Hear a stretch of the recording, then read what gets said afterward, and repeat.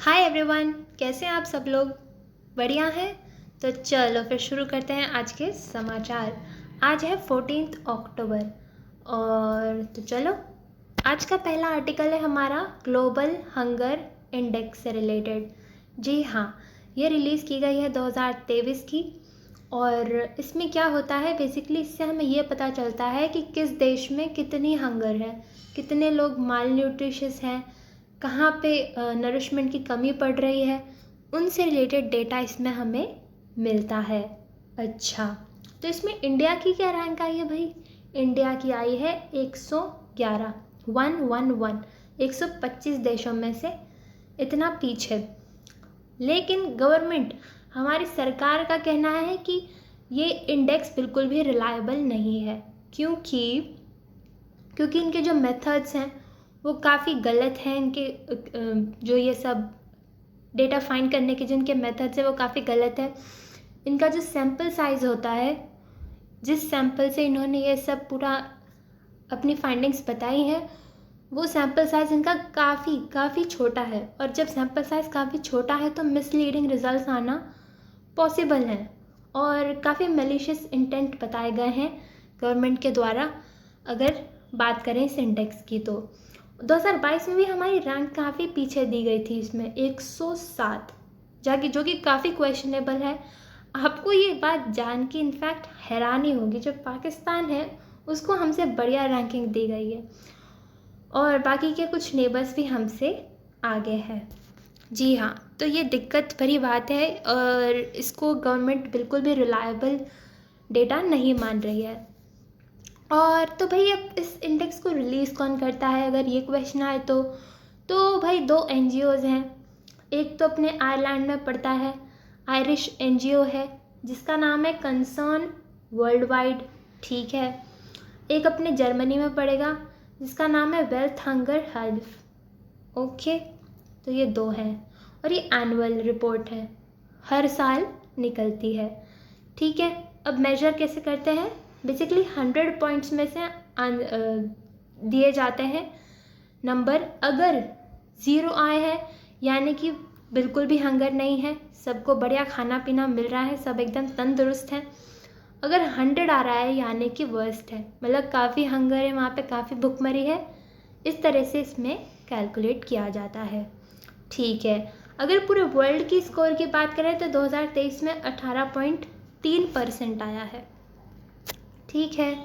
तो अब भाई कुछ बेस तो होता होगा ना, मतलब किस बेसिस पे आप कह रहे हैं, कैसे आप कैलकुलेट कर रहे हैं, कैसे आप मान रहे हैं कि किस देश में काफ़ी ज़्यादा हंगर है, किस में कम नहीं है। एक एक इंसान से तो जाके पूछेंगे नहीं कि आप कितना खाना खाते हैं, कितना नहीं खाते, आपको कितना न्यूट्रिशन मिल रहा है, कितना नहीं मिल रहा, ठीक है। तो इनके कुछ इंडिकेटर्स इन्होंने बना लिए कि इन वाले इंडिकेटर्स पे हम डिसाइड करेंगे कि कौन सी कंट्री में कितनी हंगर है। पहला आता है अंडर नरिशमेंट, कि भाई नरिशमेंट कितना कम मिल रहा है, ठीक है। तो इंडिया की अगर बात करें तो 16.6 आया है, ठीक है। ऐसे ही चाइल्ड वेस्टिंग हो गया। चाइल्ड वेस्टिंग बोले तो कुछ लोगों की जितनी हाइट होती है उस हिसाब से वेट काफ़ी कम होता है, जी हाँ, उसी को वेस्टिंग बोल देते हैं। वो आया 18.7%, इंडिया में सबसे हाईएस्ट आया है ये, ठीक है। चाइल्ड इंस्टंटिंग की बात करें यानी कि एज के हिसाब से हाइट कम होना, वो है 35%। और चाइल्ड मोर्टालिटी, मतलब 5 साल से कम के बच्चों में कितने उनकी मृत्यु हो जाती है, उसकी बात करें तो वो 3.1%, ठीक है। इन 4 इंडिकेटर्स के बेसिस पे ये इंडेक्स निकाली जाती है। अगर ओवरऑल स्कोर की बात करें तो वो है 28.7 इंडिया का, और इसको सीरियस कैटेगरी में रखा गया है। और ये बात जान के बहुत हैरानी होगी, जब विमेन है हमारे देश की, इनफैक्ट आधी से ज़्यादा विमेन, 58.1% विमेन जो कि 15 से 24 साल के बीच की हैं, वो एनेमिक हैं, उनमें एनीमिया है, यानी कि काफ़ी कमज़ोरी है। एनीमिया बेसिकली RBC या हीमोग्लोबिन वगैरह की कमी आ जाती है, जिस वजह से काफ़ी वीकनेस, काफ़ी फटीगनेस होती है। तो ये काफ़ी कंसर्न वाली बात है भाई। मे बी इनके कुछ इकोनॉमिक कंडीशंस या सोशल सिचुएशंस ऐसी होती हैं जिनकी वजह से इनको प्रॉपर नरिशमेंट नहीं मिल पा रहा है। तो इस पर जो है स्टेप्स लेने की ज़रूरत है। हालांकि ये वाली इंडेक्स तो रिलायबल नहीं लग रही है, लेकिन फिर भी चलो थोड़ी बहुत भी अगर है हमारे देश में हंगर तो उस पर स्टेप्स लिए जाने चाहिए। ये हो जाता है पहला आर्टिकल। अब आता है ड्रैगन फ्लाई फेस्टिवल। अब ये कौन सा फेस्टिवल आ गया? Dragon fly is a type of an insect. Basically एक इंसेक्ट होता है। अब उससे भी रिलेटेड फेस्टिवल होने लगा भला? जी हाँ, बेसिकली कुछ स्पीशी ऐसी होती हैं हमारे इन्वायरमेंट में जो कि बहुत इम्पॉर्टेंट होती हैं, बहुत इम्पॉर्टेंट रोल प्ले करती हैं पूरे इन्वायरमेंट में, और ये उनमें से एक है। ठीक है, तो इसलिए ये फेस्टिवल ऑर्गेनाइज किया जाता है ताकि लोगों को अवेयर किया जा सके कि ऐसी स्पीशीज़ को कंजर्व करना कितना इम्पॉर्टेंट है, उनका रोल कितना ज़्यादा है हमारे एनवायरनमेंट को हेल्दी रखने में। ठीक है, तो वर्ल्ड वाइल्ड लाइफ फंड नाम की जो संस्था है इंडिया में, वो ये फेस्टिवल ऑर्गेनाइज करवाती है बहुत सारे ऑर्गेनाइजेशंस के कोलैबोरेशन के साथ। इस बार 6th एडिशन है, यानी कि काफ़ी पहले से हो रहा है ये। ऑल राइट, अब बात करते हैं कि क्या हुआ ना, जो हमारे वेटलैंड्स हैं, वेटलैंड्स बेसिकली वो वाली लैंड्स जहाँ पे थोड़ा बहुत वाटर होता है, वैसी वाली वेटलैंड्स, मार्शी एरियाज़ वगैरह भी इसमें आ जाते हैं। ठीक है, वो डिप्लीट होती जा रही हैं, वो कम होती जा रही हैं, और उसी का नेगेटिव इम्पैक्ट ड्रैगन फ्लाइज और डैम सेल्फीज़ में दिखता है हमें। ठीक है, तो उन्हें कंजर्व करने के लिए हमें काफ़ी सारे स्टेप्स लेने पड़ेंगे और लॉन्ग टर्म अप्रोच देख के हमें स्टेप्स उठाने पड़ेंगे। और ये इंडिकेटर स्पीशीज़ है। इंडिकेटर स्पीशीज़ मतलब अगर ये कहीं पे प्रेजेंट है तो वो इंडिकेट करती है कि वहाँ का एनवायरनमेंट अच्छा है। ठीक है, तभी वो वहाँ पे सस्टेन कर पा रही हैं। अगर ये कहीं पे प्रेजेंट नहीं है तो मतलब वहाँ का एनवायरनमेंट थोड़ा अनहेल्दी है।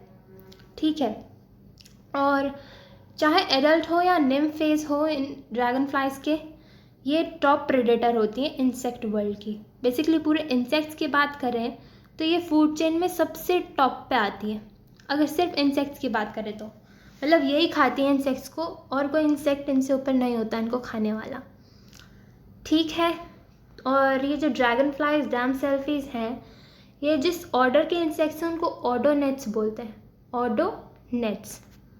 ऑल राइट, अब इनमें डिफरेंस क्या होता है भाई? दोनों सेम तो नहीं होती होंगी, थोड़ा सा डिफरेंस है ड्रैगन फ्लाई और डैम सेल्फीज में। तो वो ये डिफरेंस है, ड्रैगन फ्लाइज जो होती हैं वो थोड़ी बड़ी होती हैं, थोड़ी बल्की होती हैं डैम सेल्फीज से। अच्छा ठीक है, और होते तो दोनों के ही 2 सेट हैं विंग्स के, 2 आगे होंगे 2 पीछे होंगे। ठीक है, लेकिन जो डैम सेल्फी की बात हो रही है तो उनके विंग्स ऑलमोस्ट सेम साइज़ के होते हैं, आगे पीछे दोनों के, जबकि ड्रैगन फ्लाई के थोड़े डिफरेंट हो सकते हैं। ठीक है, और जब ये एक जगह रेस्टिंग पोजीशन में होती हैं, यानी कि जब उड़ नहीं रही होती हैं, तो ड्रैगन फ्लाइज की बात करें अगर, तो उनके विंग्स जैसे एयरप्लेन के विंग्स होते हैं ना, वैसे हो जाते हैं। ठीक है, और डैम सेल्फीज की बात करें तो वो बेसिकली अपने विंग्स को पीछे कर लेती है अपने बैक पे। ये डिफरेंस होता है इन दोनों में। और मज़े की बात यह है कि केरला में जो वायनाड है वहाँ पे एक ड्रैगन फ्लाई के नए स्पीशी मिली हमें वहाँ पे, और उसका नाम रखा गया एपिथेमिस वायनाडेंसिस। ऑफ कोर्स वायनाड में मिली है तो वहीं से वायनाडेंसिस आ रहा है, और इसमें थोड़ा सा रेड कलरेशन होता है, रिस्ट्रिक्टेड रेड कलरेशन, और काफ़ी सीजनल है, सीज़न के हिसाब से मिलती हैं। दे अकर इन कॉलोनीज़, भाई झुंड में आती हैं, और ट्रॉपिकल जंगल वगैरह में, शेडेड मार्शेस में वो मिलती है। ठीक है, इतना था इसमें। अब बात करते हैं, ये देखो, ये है dragon fly, this is dragon fly. और यहाँ ही पे ये वापस बात आ रखी है, ड्रैगन फ्लाइज और जो डैम सेल्फीज होते हैं ये बायो इंडिकेटर्स हैं ऑफ फ्रेश वाटर क्वालिटी। अगर ये कहीं पर प्रेजेंट है इसका मतलब वहाँ का वहाँ का वाटर काफ़ी फ्रेश है, वहाँ का फ्रेश वाटर की क्वालिटी काफ़ी अच्छी है। ठीक है, अब बात आती है ऑपरेशन अजय। अब ये क्या है? जैसा कि हम सब जानते हैं इजराइल में कितने कॉन्फ्लिक्ट्स हो रहे हैं, क्योंकि हमास ने उस पर रॉकेट्स लॉन्च किए थे काफ़ी सारे, जिसकी वजह से इजराइल को रिटेलिएट करना पड़ा और उससे पूरी कॉन्फ्लिक्टिंग सिचुएशन क्रिएट हो गई। अब ये बात तो ठीक है, लेकिन अब वहाँ पे जो भारतीय हैं उनका क्या, उनकी सेफ्टी का क्या? तो इसलिए वहाँ से उनको इवैक्यूएट करने के लिए ही हमने ये ऑपरेशन स्टार्ट किया। तो इसका नाम दिया गया हमने ऑपरेशन अजय। और इसी तरह का ऑपरेशन इस साल के पहले भी हमें दिखा था, ऑपरेशन कावेरी, जिसमें हमें सूडान से लेके आए थे लोगों को। और ऐसे ही कुछ ऑपरेशन जो न्यूज़ में रहे पिछले कुछ टाइम में, जैसे ऑपरेशन दोस्त था। इसमें क्या किया था, टर्की और सीरिया में जब अर्थक्वेक आया था तो वहाँ पे हमने एड प्रोवाइड की थी इंडिया ने, उसका नाम दिया था ऑपरेशन दोस्त। और जब रशिया यूक्रेन का वॉर हुआ था तो वहाँ से जो हम इंडियंस को लेके आए थे उसका था ऑपरेशन गंगा। ये सारे नाम भी हमें याद होने चाहिए। अब आते हैं बेनू। अब बेनू क्या है? बेनू बेसिकली एक तरीका का एस्टेरॉयड है, ठीक है, और ये अर्थ के पास है, नियर अर्थ एस्टेरॉयड है और काफ़ी पुराना है, अराउंड 4.5 बिलियन ईयर्स ओल्ड है। यूँ मान लो जो हमारा सोलर सिस्टम बना था, जो हमारी अर्थ वगैरह बनी थी, वो वाला टाइम है इसका ऑलमोस्ट। तो क्योंकि ये काफ़ी पुराना है और अर्थ के पास ही मिलता है, तो नासा ने सोचा यार एक काम करते हैं, यहाँ से अपन कुछ सैंपल्स ले आते हैं बेनू से। ठीक है, उससे होगा कि उस वाले सैंपल से हमें थोड़ा शायद आइडिया मिल जाए कि अर्थ कैसे बनी थी या फिर इस पर लाइफ कैसे ओरिजिनेट हुई थी। ठीक है, तो सब ने कहा ठीक है भाई। तो इन्होंने एक स्पेसक्राफ्ट भेजा जिसका नाम था ओसिरिस रेक्स। ठीक है, इनसे बोला कि सैंपल लाने हैं, तो सैंपल्स लाने के लिए ये स्पेसक्राफ्ट भेजा गया। इसमें जैसे लिखा है कि building blocks of life on earth may be found in the rock as well. तो ये इन्होंने लॉन्च किया था 2016 में और अब ये वापस आया कुछ दिनों पहले ही, 24 सितंबर 2023 को। और इसके सैंपल्स में काफ़ी हाई कार्बन कंटेंट है, इनफैक्ट वाटर भी मिलेगा और कुछ मिनरल्स भी हैं। जिसमें भी ज़्यादा कार्बन कंटेंट या वाटर वगैरह होता है उनको बी टाइप एस्टेरॉयड बोलते हैं, इसलिए बेनू भी बी टाइप एस्टेरॉयड है, ये भी याद रखना है। अब इसका काम वही होगा कि भाई हमें बहुत मदद करेगा कि हमें यूनिवर्स के बारे में और चीज़ें पता पड़े। और क्या, ये अभी तक के जितने भी सैंपल हम अर्थ पे लाए गए हैं उसमें सबसे बिगेस्ट कार्बन रिच सैंपल होता है।